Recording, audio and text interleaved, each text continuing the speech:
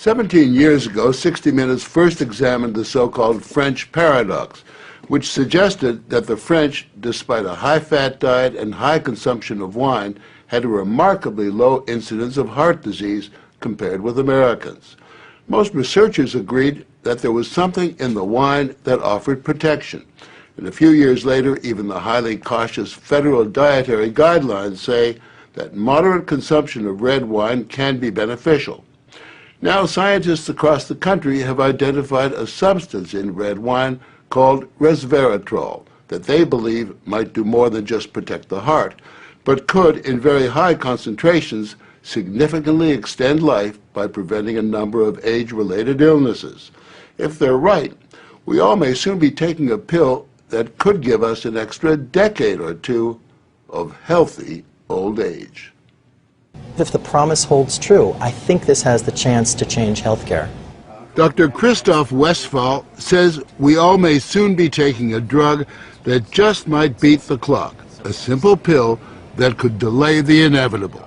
Our goal is to prevent and forestall many of the diseases that strike us as we reach 50, 60, and 70, all with one pill. What you're suggesting is that it's some kind of rejuvenation drug that turns a 70-year-old into a 35-year-old. That might be pretty hard to do, but I think if we're on a train heading one direction, we can slow down that train. I think we can slow down these genes that control the aging process. That quest to put death on hold began in 2003 when Westphal met David Sinclair, a biochemist at Harvard, who was studying the genetic components of aging. 5 years ago, I met David, and he had shown that you could extend lifespan in yeast. That's pretty exciting. Now, if you happen to be a yeast, it's very exciting. Yeasts are one thing, human beings are more complicated. So Sinclair focused on a gene present in almost all life forms, the sirtuin gene. It's normally inactive, but when it is active, Sinclair believes it triggers a survival mechanism that extends life. Convinced that something in nature could activate that gene, Sinclair randomly tested thousands of compounds. And bingo, he got a hit, Resveratrol. When I Googled this Resveratrol, I was shocked to find that red wine was the top hit. Red wine is brimming with Resveratrol. It's found in high concentration in the skin of the grape and seems to play a role in protecting it from invading bacteria and fungi. Were you aware of the research into red wine that it offered certain health benefits? Oh, sure. I mean, that's why I almost fell off my chair when the link was made, and I thought that this was a potential explanation for the benefits of red wine. Convinced they were on the verge of a major scientific breakthrough, Sinclair and Westphal launched Certris, a Cambridge, Massachusetts research company. They, along with a handful of other cutting-edge biotech companies, are developing resveratrol-based drugs that they believe zero in on the longevity gene. The important news here is not that we found something in red wine. The important thing is that we passed a milestone where we can now make drugs based on this knowledge and potentially slow down aging itself.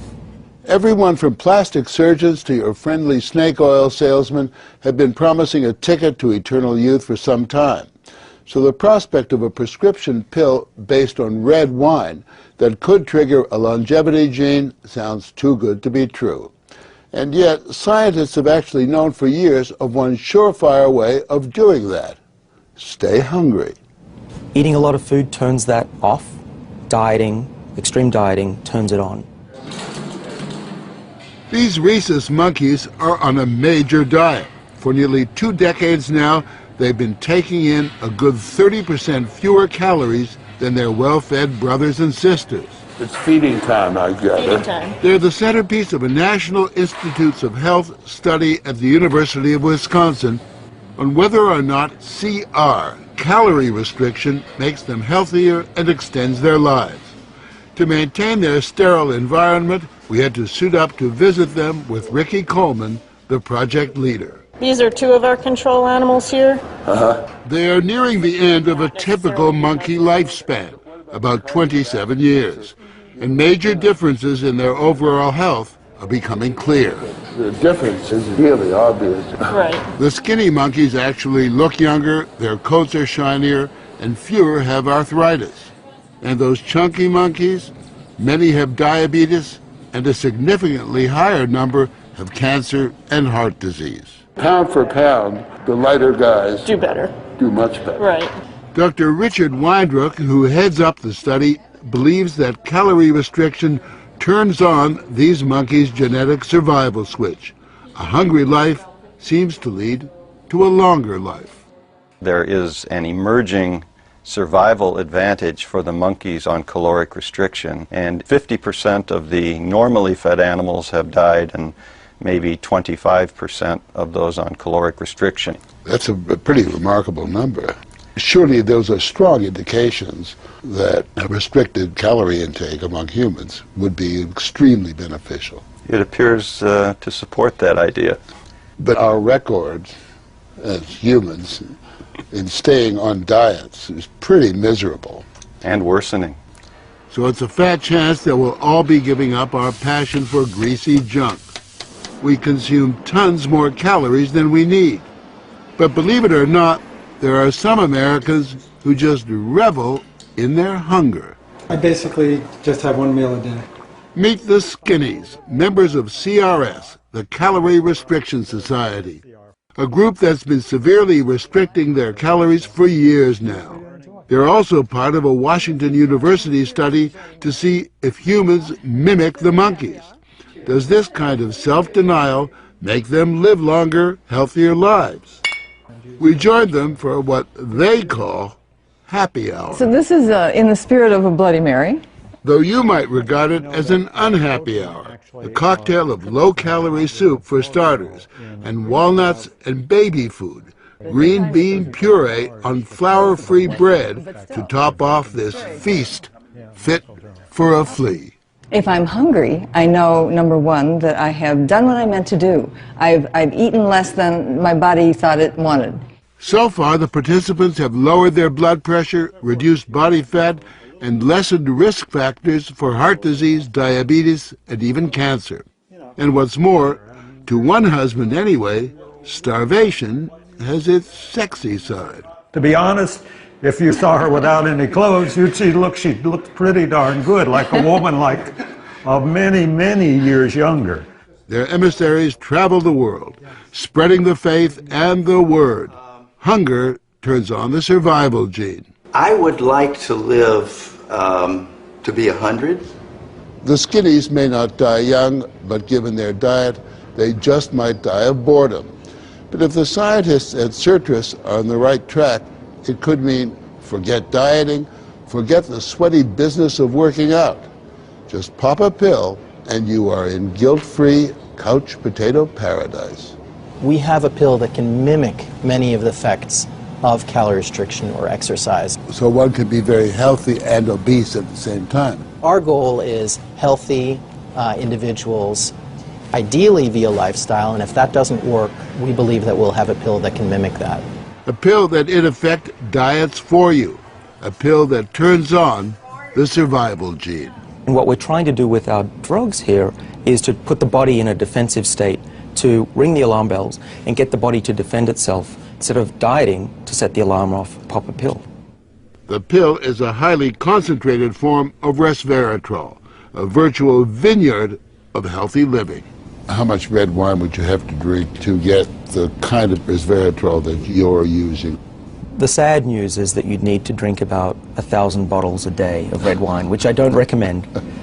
The pill itself may not extend lifespan, but could prevent the diseases of aging, Alzheimer's, diabetes, heart disease, even cancer. What we're talking about is activating the body's natural genetic defenses against diseases, and that's very powerful if we can harness that. Resveratrol has been tested on mice and the results have been encouraging. In this test video provided by Certus, both of the mice have been fed a high-fat diet for 12 weeks. But when placed on a treadmill, the mouse on the right ran twice as far. He was taking high concentrations of Resveratrol.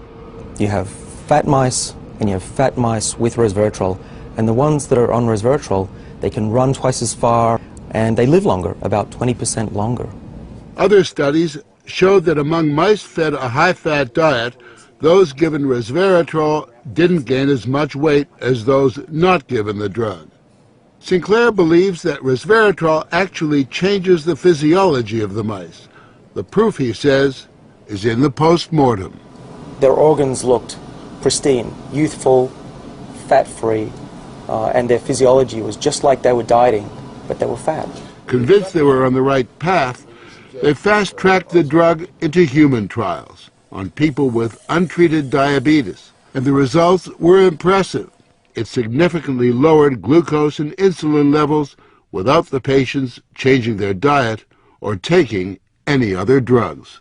Originally, our hope was that you'd be able to prevent diseases of aging. What we ended up seeing is actually you could therapeutically intervene in patients who have diseases of aging, and that was unexpected.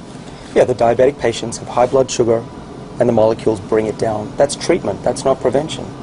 Sirtris is now developing what they say is a much more potent synthetic version of resveratrol that will also soon go into human trials, this time on cancer patients. I keep on thinking, you know, what used to seem like it was science fiction, I actually believe the biology is right, and if we're right, this may be the most important thing that we're going to do in our lives. Possibly, but it is important to remember that 9 out of 10 drugs that look good in mice ultimately fail in human trials.